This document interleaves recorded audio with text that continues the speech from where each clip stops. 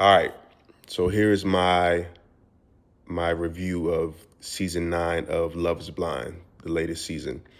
This may be the last season that I watch because the show is starting to get a little bit ridiculous in my opinion. I felt like in the earlier seasons it was more organic, but now the casting has really taken control of the show. Whoever's casting this show, they're purposely putting people in these pods that have these things in common. And then when you're talking to this person behind the wall, you're like, oh my God, me too. I can't believe that. Oh, we're soulmates. But this shit has been rigged.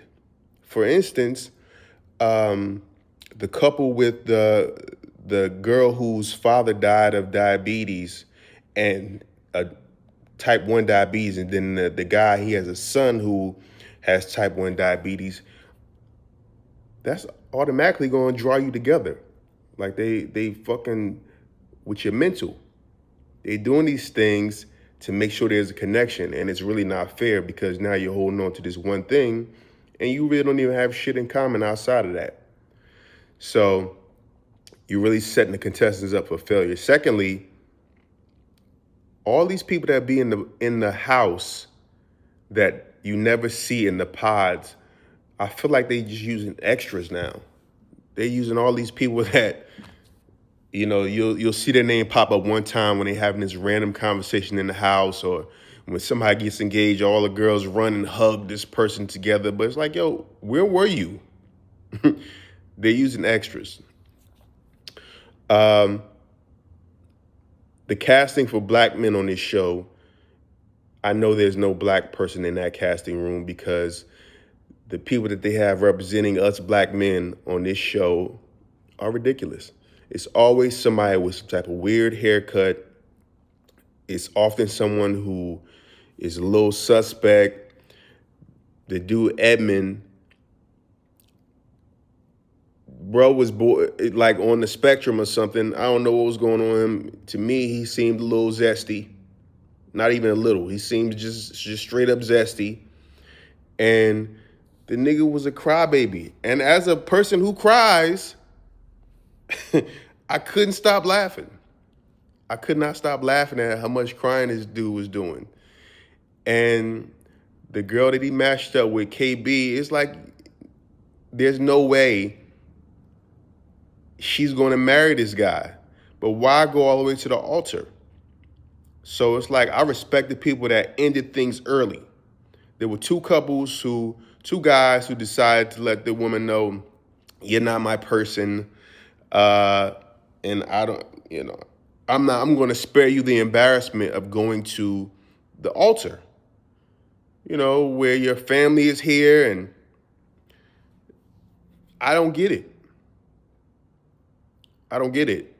KB, after she said no, she said that she said no because she would have been miserable, which means that decision didn't come when he was in front of you at the altar. You knew that prior to that day. So why you hurt that man like that? You know he gonna cry. Anton and Ali, he won. She was a red flag.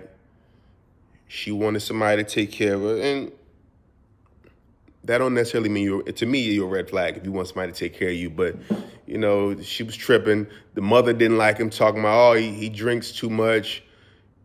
Look, man, I don't care what your work shift is. If you want to have a couple beers when you get off work, even if you work the night shift and you want to have a couple beers in the morning, and that's how you decompress, then so be it. You should be able to do exactly what you want to do, especially if you're about to be the breadwinner. So, she hung dude out to dry.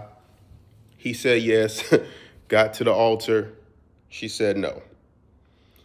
And my whole thing is, there's one thing if you decide, I don't want to marry this person right now, but I do see a potential future with them. So you go to the altar and you say, I'm not ready right now, but let's continue to date and see what happens. If that's not how you're thinking, then you shouldn't be at the altar at all. It's so bogus how they go on this show.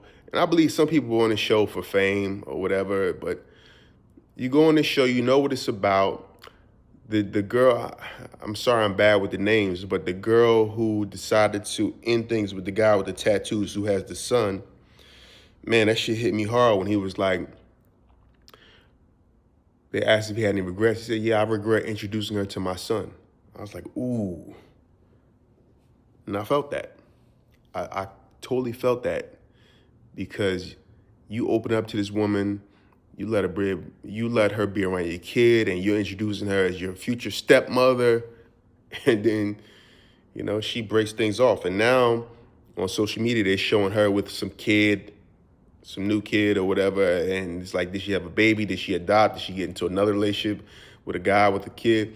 And I think that they weren't even, neither one of them were wrong in a relationship. She wanted somebody that she could talk to more, somebody that was a little bit more ambitious, more into living a lifestyle of luxury like she does.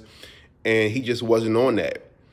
And it was unfair to them by the show, by pulling on heartstrings, by meeting these people up together because they both had the diabetes things in common.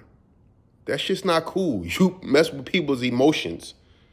Outside of that, they really didn't have anything in common. So this may be my last season.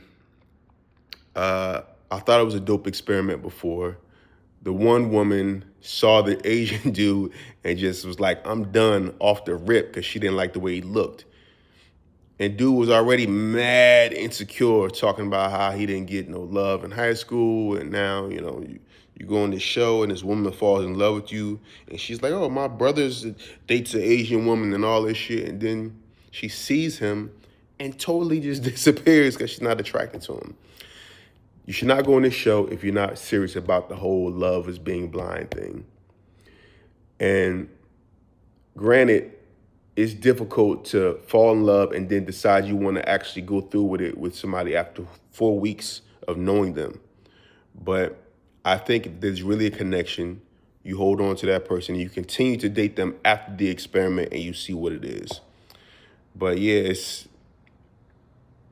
it's getting more and more bogus by the season. And that's my take.